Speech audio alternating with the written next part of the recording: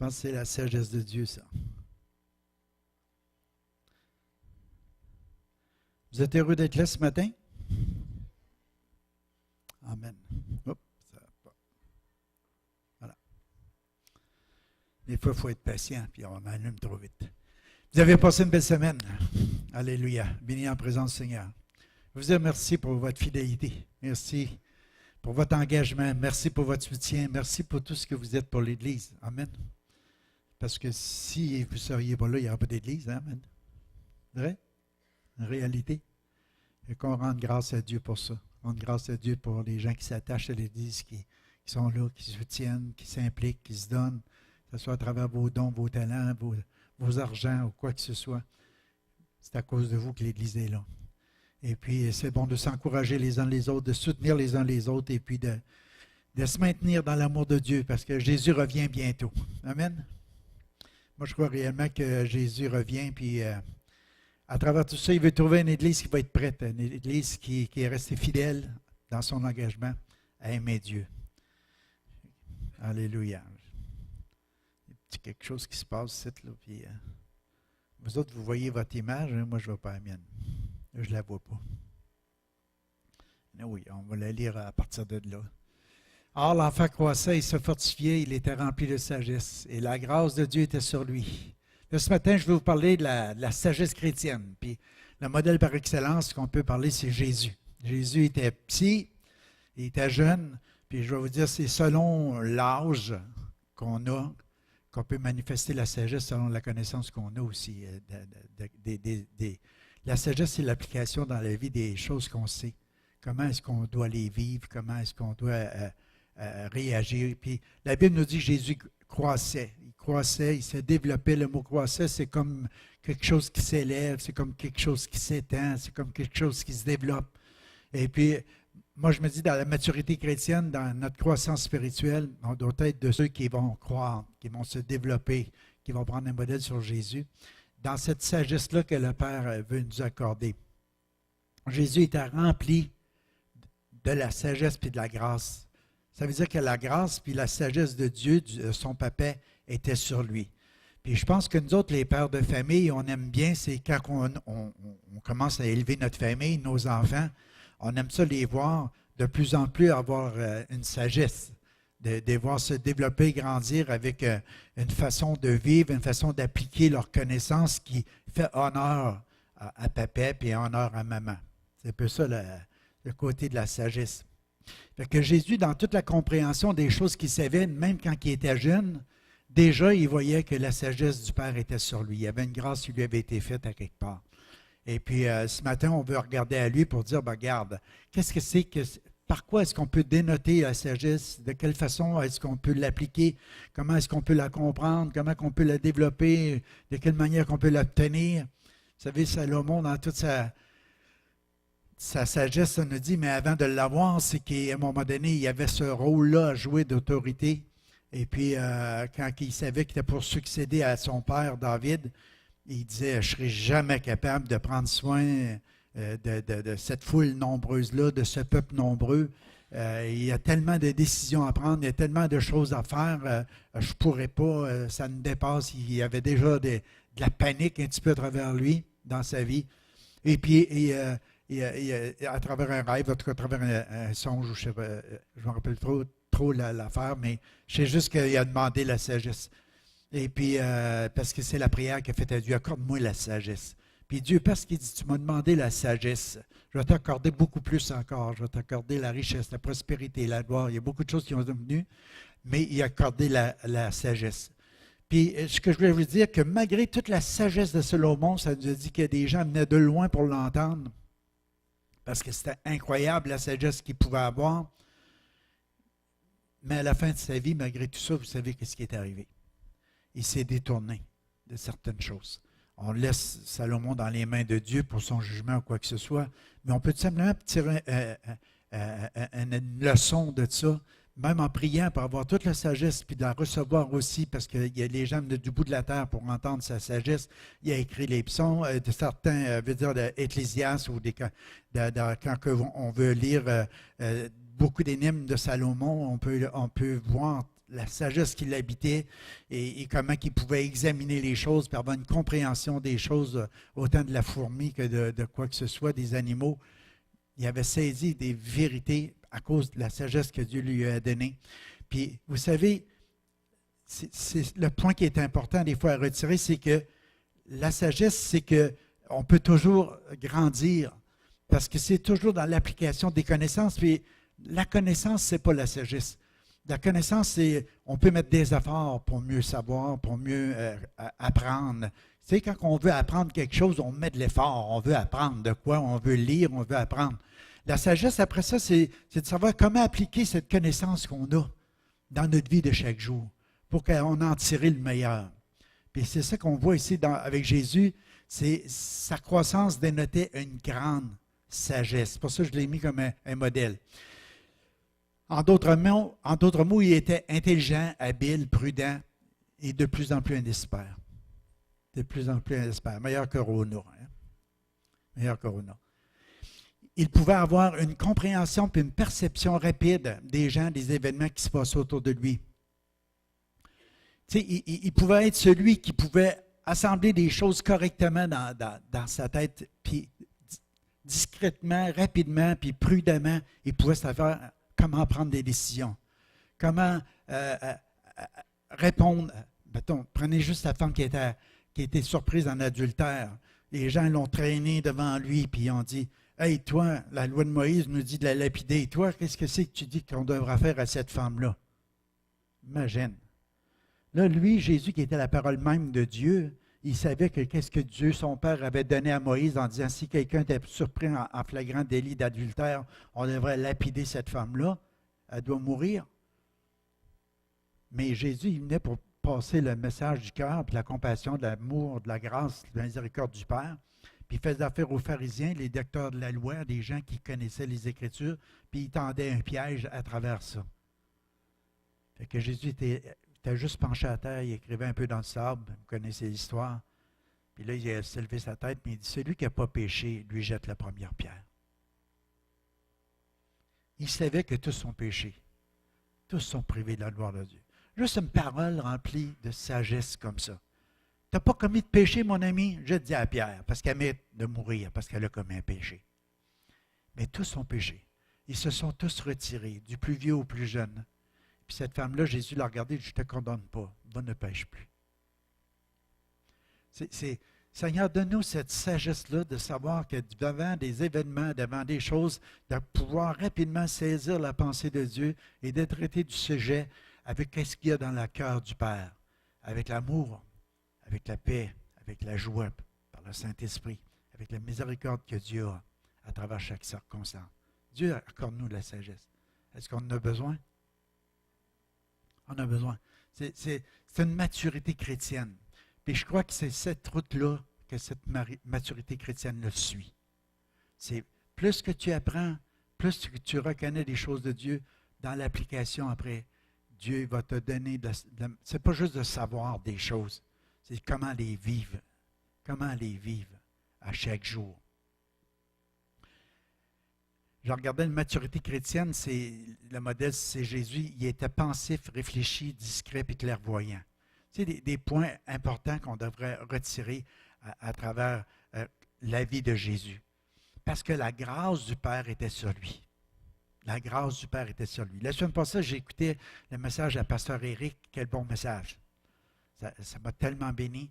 Parce qu'il nous a démontré que les deux fils, puis le Père, le Père, il aimait ses fils, et puis il voulait accorder la sagesse à ses fils de savoir bien se conduire dans sa propre maison. Mais les deux frères, entre eux autres, il y en a un qui a dissipé les biens du père en partant à vivre une vie de débauche, puis l'autre qui était resté à la maison, dans son cœur à lui, il y avait de l'agressivité, il y avait de la colère, il y avait de la haine, il y avait de la vengeance. Et il était rendu à un point où il ne pouvait même pas reconnaître son frère comme le fils de son père puis de son propre frère. Tu sais. Il disait, ton fils qui était là, c'est ton fils, c'est pas le bien, c'est pas mon frère. Tu sais. Il y avait quelque chose qui était plus là. Puis quand je regardais dans cette pensée-là, de voir que le Père, là, il avait été tellement généreux, tellement libéral, tellement, donner avec faveur, tu sais, à ses propres enfants. Il dit, tout ce qui est ici est à vous, tu sais. Le Père, c'est ça qu'il a fait avec Jésus. Il lui a accordé la sagesse, mais Jésus en faisait une bonne utilisation. Autrement dit, toute sa vie à Jésus était sous l'influence du Père. Il gardait une relation avec le Père, un cœur à cœur avec le Père. C'est pour ça qu'on a dit qu'à tout moment, Jésus sortait pour prier.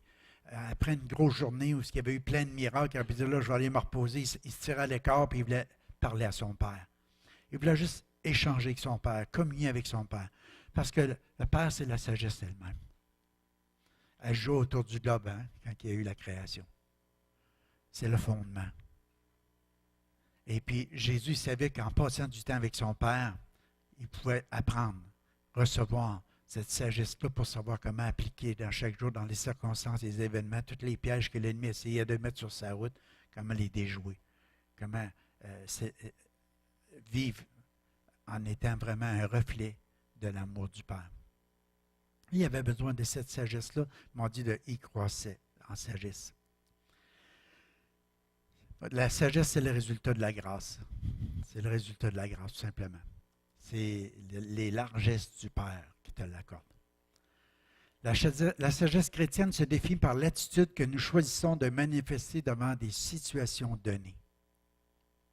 C'est quand il arrive des situations, c'est de la façon que tu vas manifester. Fait que c'est un point qui est important parce que on va voir à travers tout le reste de la prédication que c'est cette attitude-là qui est définie qu'on a une maturité chrétienne ou pas.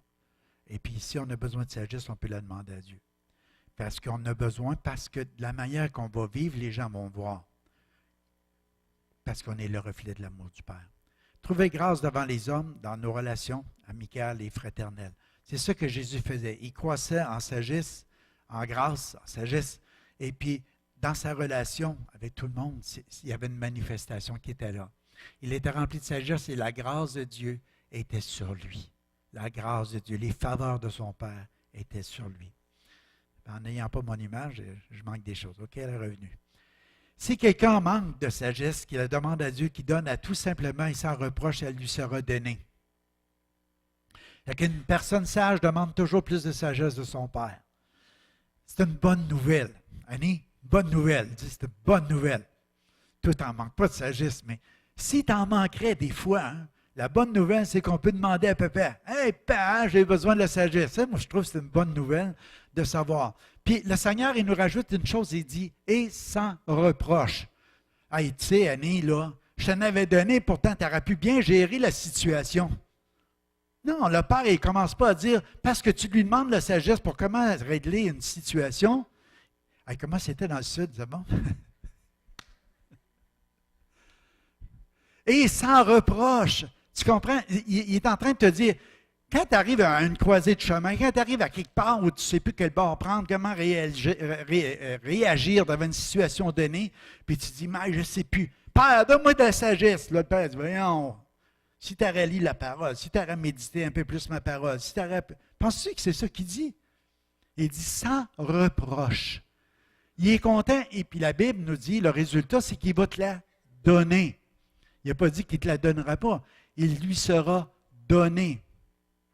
Fait que ça, c'est des bonnes choses à dire si quelqu'un manque de la sagesse. Fait que si cette vérité-là à retirer, c'est on peut manquer de la sagesse. C'est une autre vérité qu'on peut retirer. Si le Père il a pris la peine de dire, ou par l'apôtre Jacques, on sait c'est la parole de Dieu qui est inspirée, utile et convaincre pour utiliser, pour corriger et instruire l'homme de Dieu dans toute la justice de Dieu. Mais quand tu prends un passage comme ça, puis qui dit, si quelqu'un d'entre vous manque de sagesse, ça veut dire qu'on peut en manquer. On peut avoir le savoir, puis manquer la sagesse, manquer l'application de notre savoir. Puis on peut demander à Dieu de nous aider, puis la Bible nous dit qu'il va nous la donner. Amen. C'est que recevons ça par la foi ce matin. Qu'on peut lui demander, puis qu'on peut voir que c'est un Père généreux, puis qui veut l'accorder. Puis sans reproche à part ça. Amen. Proverbe 2,3, il nous dit, oui, si tu appelles la sagesse, si tu élèves ta voix vers l'intelligence, si tu la cherches comme l'argent, si tu la poursuis comme un trésor, alors tu comprendras la crainte de l'Éternel et tu trouveras la connaissance de Dieu, car l'Éternel donne la sagesse, de sa bouche sortent la connaissance et l'intelligence. Autrement dit, la connaissance et l'intelligence, la première place qu'on devrait la chercher, c'est de la bouche de Dieu. Wow! C'est la parole de Dieu. C'est là qu'on va y chercher notre connaissance, notre science. Et à partir de là, le Seigneur va nous accorder la sagesse dans la compréhension puis l'application de cette connaissance que nous allons recevoir. L'homme essaye toujours par ses propres efforts, essayer par sa propre connaissance, sa science, à donner des nouvelles directives aux gens, même aussi simple que comment élever tes enfants. Tu sais, on voit ça partout. Comment élever tes enfants? Une méthode nouvelle. Il ne faut jamais tu utilises la verge. Il ne faut jamais tu le reprennes. Il ne faut jamais tu corriges. Il faut jamais. Tandis que Dieu nous a déjà donné des directives. Ménage pas la verge. Wow! Comment Dieu est donc dur, notre Dieu? Non, Dieu il dit, garde, premièrement, instruis l'enfant dans la voie qu'il doit suivre afin qu'il ne s'en détourne pas. Puis si tu l'aimes, le monde disait, si tu tapes ton enfant, tu ne l'aimes pas. Dieu dit, si tu l'aimes, tu vas le corriger. Wow! Qui a raison? Est-ce que ça a changé dans notre génération? Allô? Tu t'emmènes ou pas? C'est trop dur, ça, matin? Je suis en train de vous dire, c'est que la parole de Dieu nous accorde un savoir, une connaissance. Et après ça, la sagesse, c'est de savoir l'appliquer. Puis bien souvent, nous autres, les parents, on doit crier à Dieu, dire, Seigneur, comment est-ce que je dois appliquer ta parole à travers cette situation-là? Parce que j'aime mon enfant. Un père reprend, châtie même l'enfant qu'il aime. Parce qu'il l'aime. La Bible nous dit, même dans son jeune âge, l'enfant va démontrer comment il va devenir plus tard. Quand tu le regardes, ouh, ça, j'aime pas cette attitude-là, mon petit gars. On va corriger ça. Regarde, il ne faut pas que tu fasses ça. Tu veux le faire? Oh. Non, il est dur, le pasteur. Ce que je suis en train de vous dire, si tu appelles la sagesse, si tu élèves ta voix vers l'intelligence, si tu la cherches comme l'argent, si tu la poursuis comme un trésor, alors tu comprendras la crainte de l'Éternel et tu trouveras la connaissance de Dieu, car l'Éternel donne la sagesse. De sa bouche sortent la connaissance et l'intelligence. Prenez le temps de méditer ces passages-là, mes amis, parce que la crainte de l'Éternel, c'est le commencement de la sagesse. C'est la haine du mal. C'est la haine du mal. On haït le péché. On haït les choses qui sont mal. Les choses ne sont pas correctes. Puis quand on commence à haïr le mal, c'est le début de la sagesse. Après ça, la crainte de Dieu ou la haine du mal, c'est une autre façon de l'interpréter. La crainte de Dieu, ce n'est pas la peur du Père. Le Père nous aime. Mais c'est la peur de déplaire au Père, de manquer de respect à son Père. Tu sais, tu es dans ta maison, ton enfant te manque de respect. Wow! Tu devrais avoir une certaine crainte de déplaire à ton père parce que ton père t'aime, puis toi, tu l'aimes. C'est un sujet d'amour. Quand tu aimes quelqu'un, tu ne veux pas y déplaire, tu ne veux pas y faire du mal.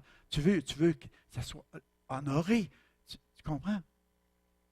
C'est la même pensée. Puis la science, la crainte de l'Éternel, le commencement de la crainte de l'Éternel, c'est la science. C'est la connaissance. C'est le début.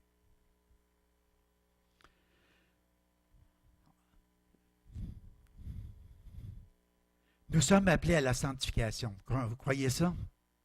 C'est à la mise à part pour Christ. On a entendu par Georges cette semaine un bon message mercredi soir. Le fondement de la sagesse est basé sur la connaissance de la vérité et sa mise en pratique.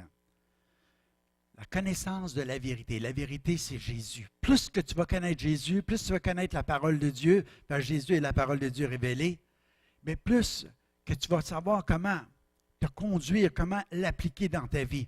Puis le Père, lui, dit, garde, je te choisis. Éric, je te sanctifie. Je te prends dans le monde, je t'emmène dans mon royaume. Je te prends dans un royaume de ténèbres, je t'emmène dans le royaume de la lumière.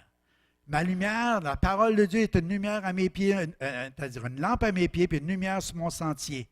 Je te prends dans les ténèbres, fait noir, je t'emmène où c'est que ça va être clair. La parole de Dieu va commencer à éclairer ta vie. Elle va commencer à te donner une connaissance et une science selon la parole de Dieu. Puis après ça, tu manques de sagesse dans l'application. Demande-moi-la, je vais te la donner. Afin que tu puisses être quelqu'un que ton père va être fier. Je suis fier. Si le père ou la mère n'éduque pas les enfants, ne les instruit pas, comment vous voulez qu'ils sachent comment se conduire? Allô? C'est ça qui amène une lumière. Avant de commencer à corriger un enfant, commence par l'instruire. Commence à lui dire, regarde, je ne veux pas que tu fasses ça, parce que si tu fais ça, il va y avoir des conséquences. Mais dans la parole de Dieu, l'autre fois, je ne me rappelle pas si je vous l'ai dit, je pense que oui, ça m'a touché. C'est comme si le Seigneur me disait, à un endroit, tu disciplines, tu corriges même avant d'instruire. Parce que ça aussi peut être un enseignement, tout dépendant de l'âge. Tu ne veux pas faire mourir jamais, OK? Fait que tu tapes jamais pour faire mal, pour détruire l'autre. C'est par amour. Fait que tu mesures. Tu ne tapes pas sur la colère, là, tu comprends? Mais ton enfant agit mal. Mettons, prends la manette de TV, c'est pas grave, là, c'est à la table. On va tout enlever de sa table, on va tout grimper d'un rideau, fait que de même, ils ne toucheront plus à rien. Oui, tu peux avoir cette sagesse-là de dire on peut en mettre moins un peu de bibelot, il va en casser moins. Mais à un moment donné, tu peux y apprendre, par exemple, à respecter ce qui est déjà là. À dire, il y a une place pour toucher, des fois, il y a des... Non, c'est non. Quand c'est non, c'est non. Et puis, si la fin va, hop, une petite tape, puis il se retire, puis OK, ça veut dire que là, à chaque fois que je vais pour toucher à ça, il va te mesurer. Hein? Comment il y en a qui savent c'est quoi? Hein? Les enfants vont te mesurer. Là, ils vont toucher, puis là, ils te regardent. Hein? Pourquoi? Parce qu'ils sont en train de mesurer jusqu'où ils peuvent aller. Ils sont à l'école. Ils veulent connaître jusqu'où ton élastique va s'étirer. Parce que des fois, une bonne journée, ton élastique peut être long de même, puis l'autre journée, il est long comme ça. Mais si tu es sage, tu vas toujours essayer d'avoir la bonne longueur. Toujours la même longueur. Si une journée, tu dis non, puis le lendemain, tu dis peut-être, puis oui, bien, l'enfant, lui, il est en train d'apprendre que ça dépend des humeurs de ma mère. Je peux tirer la ficelle, puis faire ce que je veux. C'est-tu pratique? C'est vrai, hein? Parce que tout le monde a vécu ça aussi qui ont des enfants. Mais tu vas apprendre à dire, bien écoute, une lumière, l'enseignement est là. Je ne veux pas que tu fasses ça parce que je t'aime. Parce que si tu fais ça, c'est dangereux. Si tu vois ton enfant qui a un couteau dans la main, je ne sais pas, à l'âge d'un an, un beau gros couteau tranchant, puis tu dis, ben, mais qui sait couper, il va apprendre que c'est coupant. C'est ça que tu vas faire? Tu vas aller y enlever, tu dis, non, non, non, puis je ne veux pas que tu touches à ça. Là, il retient la main. Non, je t'ai dit non, je ne veux pas. Pourquoi? Parce que je t'aime, parce que je ne veux pas que tu meurs au bout d'une hémorragie, ou je ne sais pas. Tu comprends?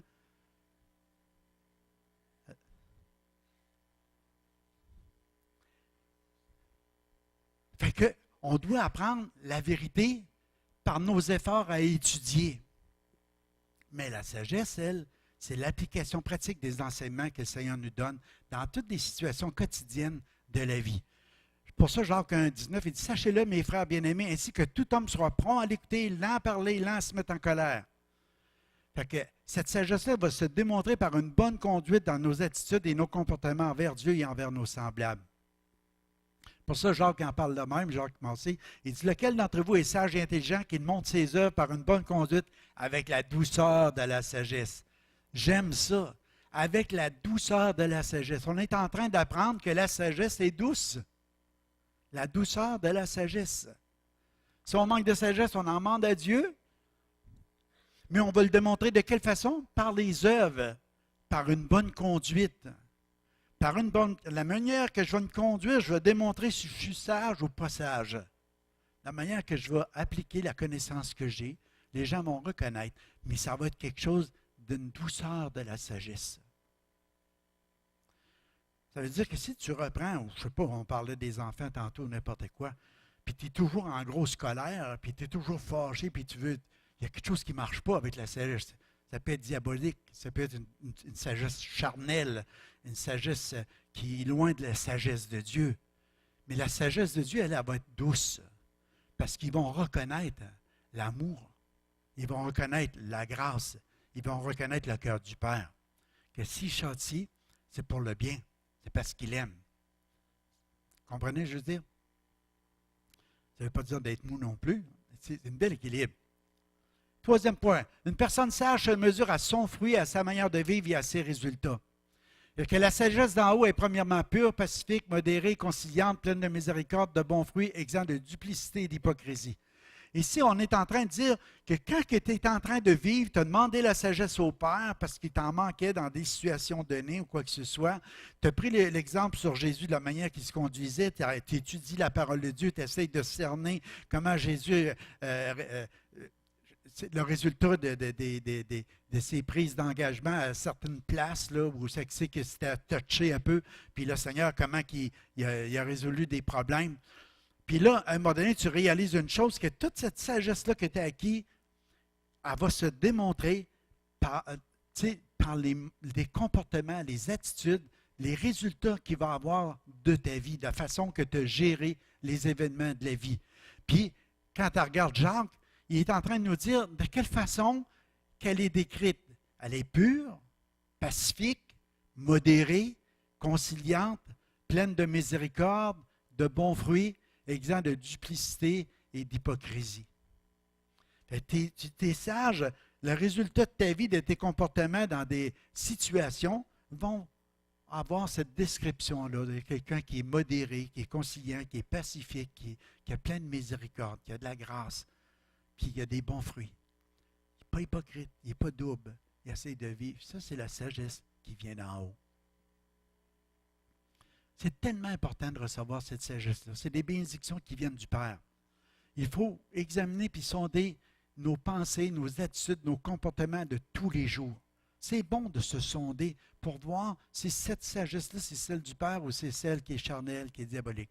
J'écrivais hier, juste pour nous faire réfléchir, qu'on peut mesurer la sagesse d'une personne à son fruit, là, les résultats dans sa vie. Mais imaginez que votre cœur est plein d'avidité, d'ambition personnelle, égoïste, que nous désirons toujours passer devant les autres, que nous sommes fiers, orgueilleux, irritables, que notre cœur est plein d'amère jalousie, que nous sommes continuellement animés d'un esprit querelleur, de rivalité, de chicane avec les autres. Puis les résultats, c'est des problèmes, des désordres, des troubles, la confusion, de la honte, de l'embarras. Tout ça qui vient avec, c'est les résultats. C'est les résultats de l'application de ce qu'on vient de vivre, de notre manière de vivre. Mais Jacques nous dit dans 3,15, cette sagesse-là ne vient pas d'en haut, mais elle est terrestre, charnelle, diabolique. Autrement dit, c'est quelque chose d'animal. C'est quelque chose d'animal. C'est de se conduire comme les animaux, autrement dit. Fait qu'on est dépourvu. C'est comme si j'enlèverais tout mon linge. Je ne serais pas beau à voir. Dévêtu de la sagesse d'en haut. Nu. Tu es trouvé comme ça. Mais ce n'est pas ça que le Père veut pour ses enfants. Il veut nous donner une connaissance. Il veut nous éclairer, mais il veut aussi qu'on l'applique. Puis si on a une difficulté, sans reproche, il nous dit, demande-moi la sagesse, je vais te la donner. C'est bon, hein? Alléluia. 1 Thessaloniciens 5, 23, que le Dieu de paix vous sanctifie lui-même, tout entier, et que tout votre être, l'esprit, l'âme et le corps, soient conservés lors, irrépréhensibles lors de l'avènement de notre Seigneur Jésus-Christ. Qu'est-ce que la parole de Dieu est en train de nous dire? Que le Dieu de paix vous sanctifie lui-même. Tu n'es pas capable de te sanctifier, c'est pas. Ce n'est pas toi qui vas te prendre dans le royaume des ténèbres et il va t'emmener dans la lumière. Mais le Dieu de paix lui-même, il a donné son Fils unique, Jésus-Christ. Il a tout pourvu pour que le pardon de tes péchés, pour ton rachat, pour que tu puisses être transporté du royaume du Fils bien-aimé de son amour. Il te sanctifie, il te met à part, puis il dit, regarde, maintenant, je t'éclaire. Maintenant, je te donne la possibilité d'entendre ma parole. Et tu vas être éclairé sur ta façon de vivre. Puis après ça, si tu manques de sagesse, demande-moi-la, je vais te la donner pour que dans tes comportements, ton style de vie, tes attitudes, ta manière de vivre, qu'on ait comme résultat une sagesse qui va être pacifique, modérée, conciliante, vous savez tout ce qu'on a dit tantôt. Pas compliqué. Mais c'est Dieu lui-même qui va le faire. Nous autres, c'est juste qu'on l'accepte comme Sauveur et Seigneur. Puis on dit, Seigneur, transforme-nous, change-nous par ton Saint-Esprit, de gloire en gloire, à l'image de Jésus. Amen. Jésus est notre modèle par excellence de sagesse. On veut être comme lui. On veut ressembler à lui. Avec le Père, il veut le faire pour tous ses enfants. C'est la source de la grâce par son esprit d'amour répandu dans nos cœurs qui va nous sanctifier. C'est la source de la grâce. Parce que si on comptait nos fautes, qui subsisterait? Personne. C'est la grâce qui nous transforme, qui nous change. Alléluia. Mais ça nous prend l'obéissance. L'application. C'est nous autres qui décident de l'appliquer ou pas. Tu sais, je ne sais pas moi, si tu viens chez nous et je te dis, regarde, si tu lèves l'interrupteur, il va faire clair. Il fait noir. Tu dis, ah, c'est bon de savoir que si je lève l'interrupteur, il va faire clair. Mais je vais continuer à marcher dans les ténèbres. Ça va te changer quelque chose dans ta vie, cette connaissance-là? Cette semaine, comment il y en a qui ont manqué d'électricité? Ah, boy! Je vais vous dire, avec les dégâts d'eau qu'on a eu au printemps, moi et ma femme, on était voir en bas, puis on voyait que quand la pompe ne part pas, puis il pleuvait, c'était incroyable, on voulait monter le niveau d'eau. On dit, comme on apprécie l'électricité. On priait, Seigneur, fais qu'elle revienne vite, vite, vite. On ne voulait pas d'autres dégâts. Mais c'est bon. Mais imagine que tu peux avoir tout ça, puis on aurait pu avoir l'électricité, puis la pompe déployée, puis on aurait eu nos dégâts d'eau. Hein? C'est l'application de ton savoir. Comment est-ce? Fait que la vérité. L'homme qui a de la sagesse est lent à la colère, il met sa gloire à oublier les offenses. Une personne sage veille à ce que cette tunique soit soutenue par la ceinture de la vérité. Moi, je trouvais ça tellement important parce que Éphésiens nous parle, il dit, ayez à vos reins la vérité pour ceinture et revêtez la cuirasse de la justice. Fait que la ceinture d'une robe, quand tu regardes le côté oriental à cette époque-là, c'est qu'il y avait des grandes robes, puis ils levaient leur robe, les gars, ils mettaient ça là, ils mettaient la ceinture par-dessus. Puis là, ils retrouvaient l'agilité, ils retrouvaient la rapidité dans leurs gestes, les mouvements, de façon de faire, ça devenait plus facile. Puis le Seigneur, Paul, il prend cet exemple-là, mais c'est des paroles inspirées pour nous dire, regarde, quand tu t'en vas à la guerre, tu veux les combattre, l'ennemi, il y a des choses qui se produisent, ta grande robe, elle traîne à terre. Tu sais, ça ne marchera pas l'affaire parce que tu vas t'enferger, tu ne seras même pas capable de te défendre, tu vas te faire tuer. Mais tu ramasses tout ça, c'est quelque chose d'important, la ceinture de vérité. On ne part pas à tout vent de doctrine. C'est comme ta robe, tu part à tout vent quand tu arrives pour courir. Mais là, non. Je sais qu'est-ce que Dieu m'enseigne, je sais qu'est-ce que Dieu me dit, je sais qu'est-ce que Dieu me révèle, je sais qu'est-ce que Dieu veut que je fasse. Et quand je le sais, je vais juste l'appliquer, je vais mettre ma ceinture de vérité. Amen. C'est quelque chose qui est important pour soutenir. Un homme sage doit veiller à ce que tout son être soit tenu par la ceinture de la vérité. Il doit être lié par la vérité et de toute sa manière de vivre doit exprimer la droiture. Soyons certains de posséder dans nos relations réciproques cette ceinture. L'homme sage ne laisse pas ses pensées et ses désirs flotter à tout vent. La ceinture de vérité remet tout cela à la bonne place. Autrement dit, un chrétien qui est mature et en horreur le mensonge. Il se tient dans la vérité. La duplicité, le mensonge, ces choses-là, c'est qu'à un moment donné, tu dois toujours y revenir. Ça te rattrape toujours à quelque part. Moi, j'entendais ça quand j'étais jeune. Un bon menteur, c'est quelqu'un qui croit ses menteries. Avez-vous déjà entendu ça? À force de dire le mensonge, tu finis par croire que c'était la vérité. Tu finis par t'entendre penser. Ben, c'est bon, s'entendre penser des fois. Hein? Mais je veux dire, de penser tes propres mensonges. Tu déformes la vérité, puis tu finis par croire que c'est la vérité. Fait qu'il faut faire attention parce qu'un chrétien qui est mature et sage, il a en horreur ça. Proverbe 19:3, il dit, « La folie de l'homme pervertit sa voix, et c'est contre l'Éternel que son cœur s'irrite. » La folie de l'homme pervertit sa voix, et c'est contre l'Éternel que son cœur d'irrite. C'est qu'autrement dit, Dieu dit, un homme, il met son honneur à oublier les offenses. Mais il y a des fois que tu peux en venir à être irrité contre Dieu lui-même. Tu sais, c'est ça que le verset nous dit, quand il disait, c'est contre l'Éternel que son cœur irrite. La folie pervertit sa voix.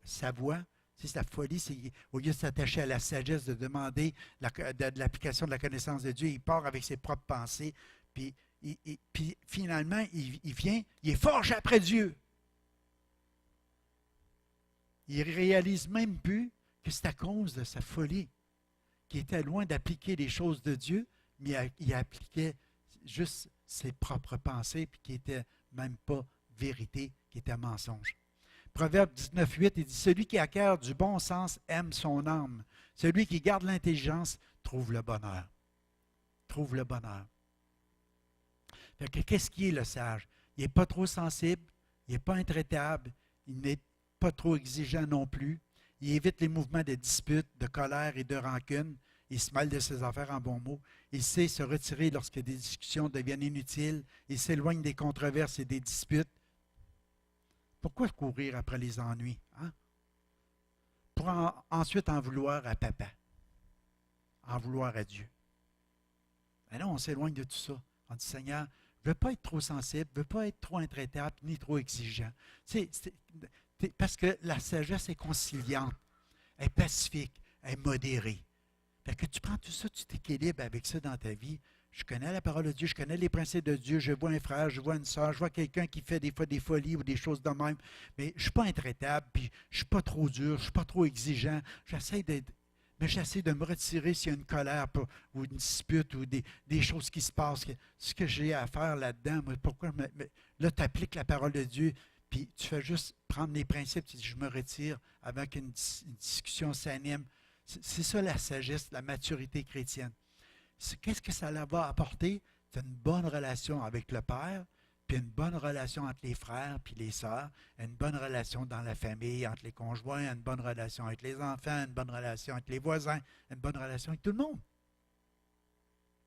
Vous êtes là?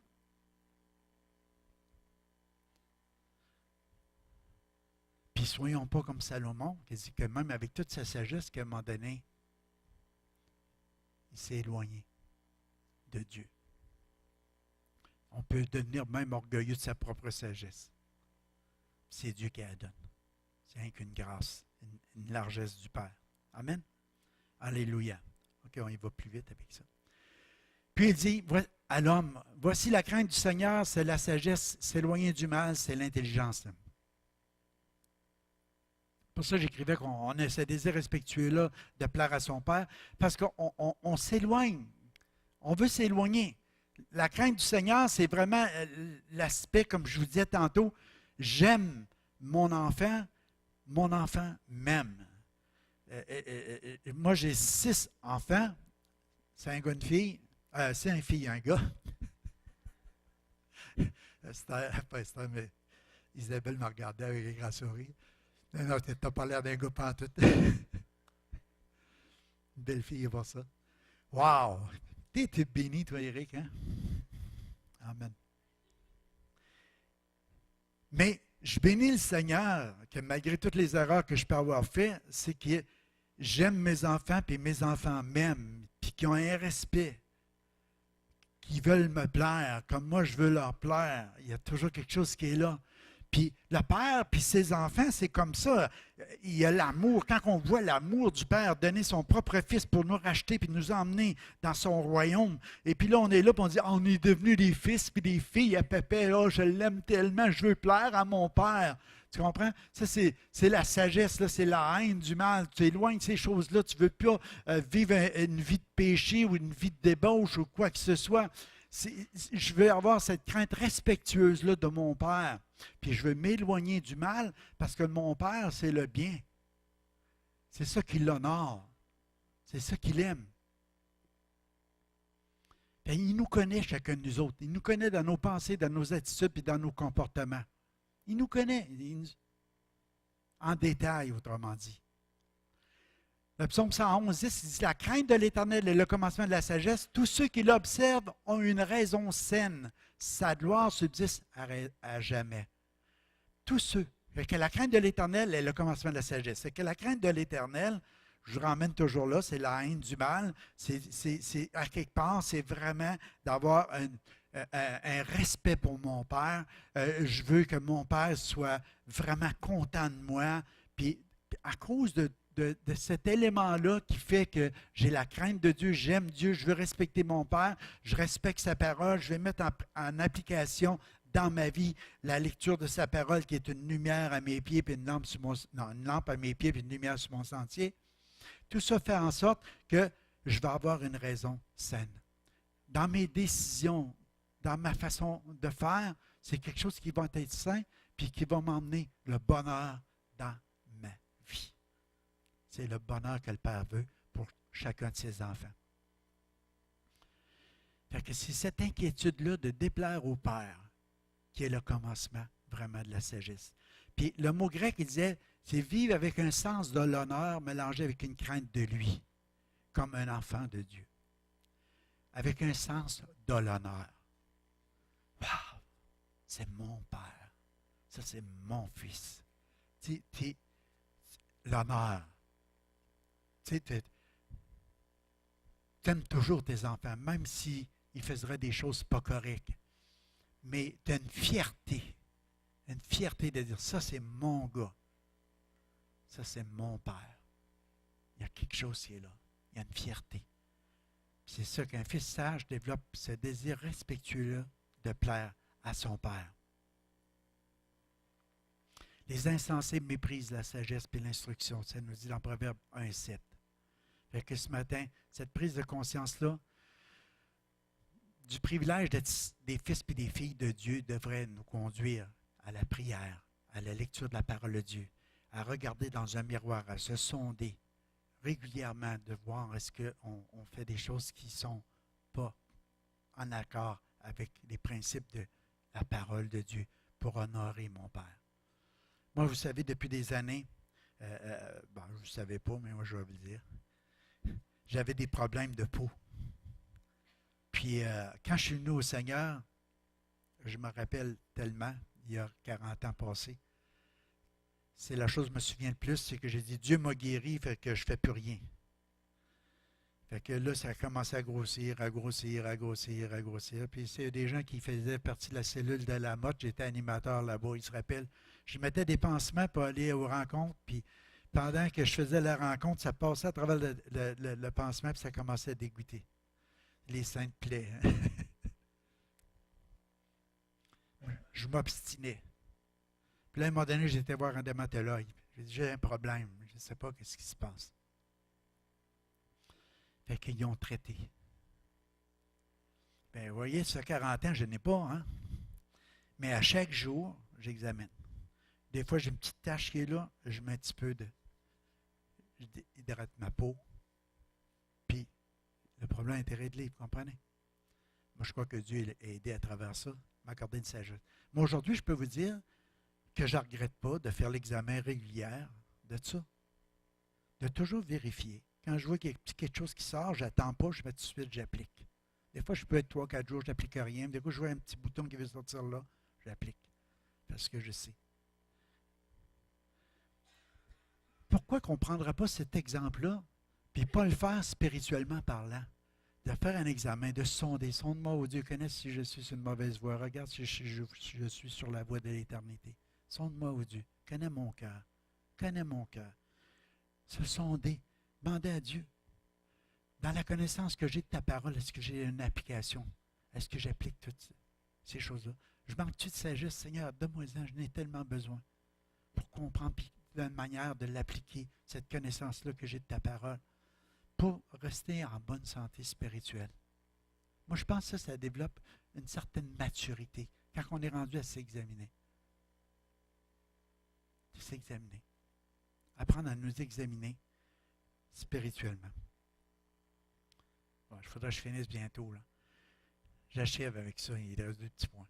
Un fils sage écoute l'instruction de son père, mais le moqueur n'écoute pas la réprimande. Une personne sage se sonde de l'intérieur vers l'extérieur pour se détourner des pièges. Ça commence de l'intérieur vers l'extérieur. Tu commences par ton cœur, parce que c'est du cœur que viennent les mauvaises pensées, les meurtres, les désirs, les adultères, tout ce que tu veux. Et tu commences, puis Puis ça a un effet sur tes agissements extérieurs.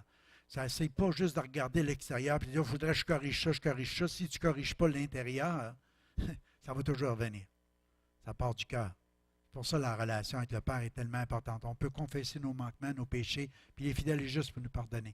Fait que quand on vient à la parole de Dieu, on se regarde comme dans un miroir. Puis je veux dire que cet enseignement-là serve à nous détourner des pièges du diable ce matin. C'est le but de l'enseignement. Proverbe 13,14, il dit « L'enseignement du sage est une source de vie pour détourner des pièges de la mort. » Il y a des pièges qui sont là, puis ils veulent nous conduire à la mort, mais l'enseignement, puis je ne veux pas dire je suis sage, mais je demande à Dieu la sagesse, l'application des choses. Puis ce message-là, je l'ai médité, j'ai dit Seigneur, pourquoi? Parce qu'on veut se détourner des pièges de la mort, parce qu'il y a des pièges qui peuvent nous conduire à la mort. Puis c'est ça que le diable veut.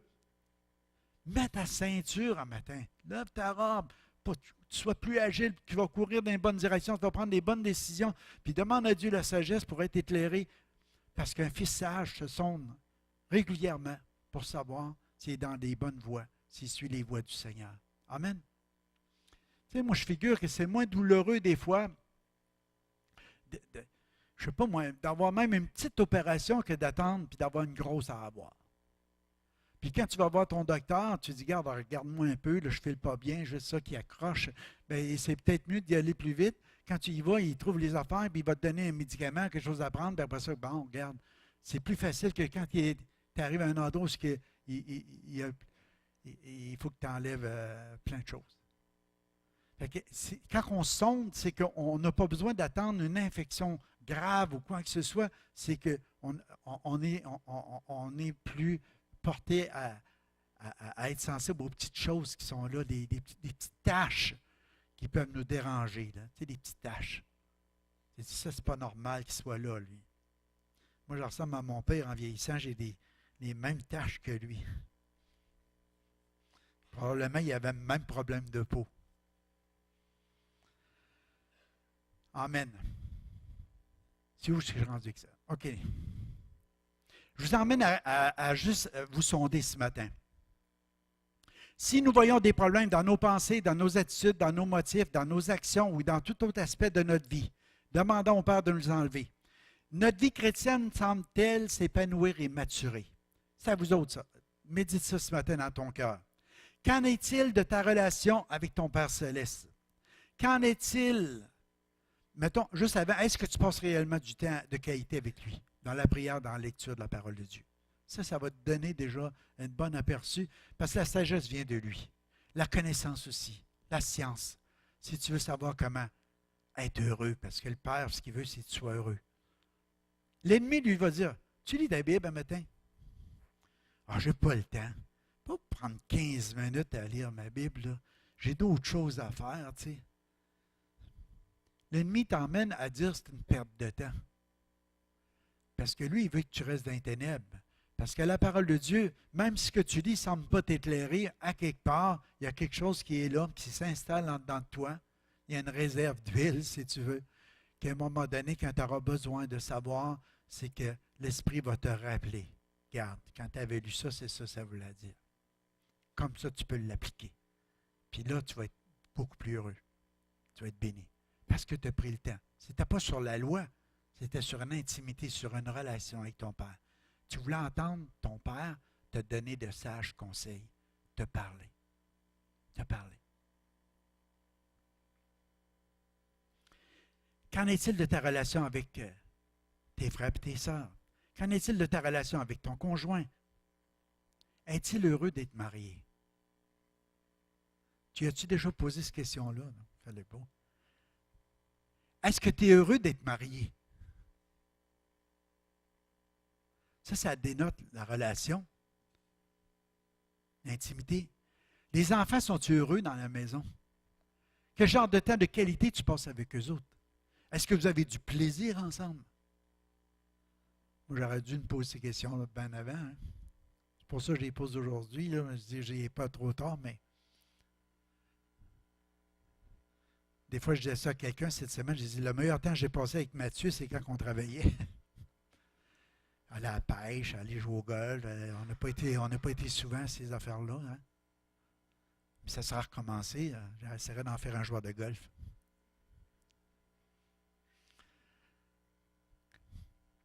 Demandez à Dieu la sagesse. La Bible elle nous dit même de nous conduire avec sagesse avec les gens du dehors. Elle nous dit racheter le temps. Racheter le temps. Vous savez que le temps qui est passé est perdu. Hein, non? Comment on dit ça? Le temps perdu ne se rattrape pas. C'est ça que j'écrivais hier. Le temps perdu ne se rattrape pas. Jamais. Rachète le temps. Conduis-toi avec sagesse. Demande à Dieu de dire de quelle façon.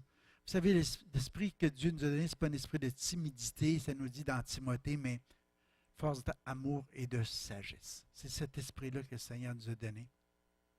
C'est avec ça qu'on peut accomplir le travail que le Père nous donne d'accomplir à chaque jour, de faire les choses qu'on doit faire, dans nos attitudes, nos comportements, dans tout ce qu'on... pour que les résultats soient quelque chose de sage, qui s'appelle à notre Père, puis le Père soit heureux de nous voir aller. Amen. Est-ce que notre vie personnelle reflète le fruit de l'Esprit?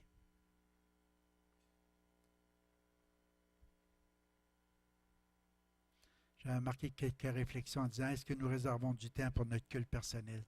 Est-ce que nous retirons quelques bénéfices à la lecture de la Bible? Est-ce que nous retirons des bénédictions de notre vie de prière? Il y a tellement de choses qui changeraient si notre vie serait dirigée par l'Esprit de Dieu, par la parole de Dieu. L'épée de l'Esprit, c'est la parole. Il y a tellement de choses dans notre relation les uns avec les autres qui changeraient. Ça serait tellement différent d'apprécier toutes ces choses-là. Moi, il y a une façon que je pourrais vous dire qui m'a aidé beaucoup, puis je suis bien loin d'être parvenu. Je demande à Dieu la sagesse continuellement. Continuellement. Mais c'est quand j'ai commencé, quand j'étais un jeune chrétien, dire Seigneur, donne-moi ta sagesse. Puis là, je réalisais que Salomon avait la sagesse. Puis quand je suis devenu pasteur, je disais, comment je vais faire? Comment je vais faire? Je n'ai pas de connaissances, je n'ai pas de formation, il y a des choses qui n'étaient pas aussi poussées. Mais c'est comme si le Seigneur m'a dit, lis la parole. Lis les proverbes. Lis les psaumes. Tiens-toi dans ma parole. Ça va être une lampe à tes pieds, puis une lumière sur ton sentier. Je vous ai dit il y a 2 semaines, c'est comme l'éclat du jour qui monte. C'est comme le soleil qui se lève le matin qui va jusqu'à midi. Ça ne descend pas. Ça s'en va juste en montant. C'est comme ça qui est un homme de Dieu qui se tient dans la parole de Dieu. Tu deviens de plus en plus éclairé dans les décisions, les choses que tu dois vivre. Les relations changent tellement quand on commence juste à demander à Dieu la sagesse de l'application de la connaissance qu'on a. Moi, j'ai toujours dit, on peut gagner, des fois on peut gagner une manche, mais on ne mieux de ne pas avoir gagné, si c'est pour perdre la game. Le Canadien, hier, il est en train de perdre la game, mais il l'a gagné. Puis ce que je suis en train de vous dire, c'est quand une dispute s'anime, retire-toi. Il y a des choses qui se passent, des fois tu peux avoir tort. Je n'aime pas dire ça parce que c'est pas biblique, mais on peut avoir tort d'avoir raison si ça emmène des résultats qui font que ça divise les amis. Rappeler des fautes, ça divise les amis. Je ne sais pas, il arrive une situation donnée à quelque part, ça a été arrangé, ça a été fait, ça a été réglé. Puis là, un petit peu plus tard, tu parles avec quelqu'un d'autre, tu dis, lui a fait ça ou elle a fait ça, puis là, tu es en train de diviser des amis. Tu es en train de creuser des fossés, tu es en train de bâtir des murs, tu es en train de faire des choses qui vont juste éloigner la relation, l'intimité, la communion entre les frères et les sœurs, puis la sœur avec Dieu ou des choses de même. Mais soyons de ceux du Seigneur, donne-nous la sagesse qu'on couvre les manquements des gens, qu'on soit un peu plus tolérant, qu'on soit un peu plus compréhensif, qu'on ait l'amour, la grâce, tout en ayant la ceinture de la vérité. Parce que ça, c'est important pour être capable de livrer des bonnes batailles puis de les remporter. Amen. Alléluia. On prie ensemble? Alléluia. Alléluia. Oh, papa. Ce matin, Seigneur, c'est peut-être pas un message facile à entendre, mais je te prie, Seigneur, de nous accorder ta sagesse, Seigneur. Que ça nous donne juste le goût de te la demander ce matin. Parce qu'on en manque tellement, Seigneur. On en manque tellement, Seigneur. Il y a tellement de situations de vie, Seigneur, que si on aurait appliqué, Seigneur, de la bonne façon, la connaissance de ta parole, Seigneur, quand les résultats auraient été tellement différents. Accorde-nous ta sagesse, Père, ce matin. Puis on veut dire merci pour cette grâce que tu as envers nous, Seigneur, de nous pardonner, de nous gracier, de faire des largesses, Seigneur, de nous accorder plein de bienfaits, plein de bénédictions. On voudrait tellement être comme Jésus, lui ressembler. Et que c'est ma prière ce matin, Seigneur, qu'on puisse partir d'ici avec un désir renouvelé de lire ta parole, de méditer, de sonder, puis de te demander la sagesse, afin que de bien se conduire, puis que tu sois fier de nous, Père, qu'on puisse te plaire dans notre façon de vivre. Je te prie ce matin, dans le nom de Jésus, Père, accorde-nous. Amen. Alléluia. Vous savez comment on va finir ça ce matin?